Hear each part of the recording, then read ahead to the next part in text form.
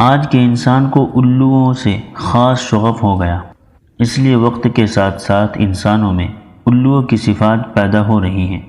آج کل کے نوجوانوں کو راتوں کو جاگنے کا شوق ہو گیا ہے۔ گھر پر ہو تو موبائل دیکھ کر جاگتے ہیں، گھر سے باہر ہو تو چائے کے ڈھابوں پر چائے پی پی کر دن دکاندار کی کمائی کرواتے ہیں۔ کوئی ان سے پوچھے، بیٹا رات میں کب سوتے ہو؟ وہ معصومیت سے پوچھتا ہے، کیا رات کو سوتے ہیں؟ اب ان کو کوئی بتائے کہ انسان تو رات میں سوتے ہیں، ہاں الو دن میں سوتے ہیں اور رات میں جاگتے ہیں۔ جب دیکھو تو سب کے ہاتھوں میں موبائل ہوتے ہیں اور ایک دوسرے سے غافل ہوتے ہیں۔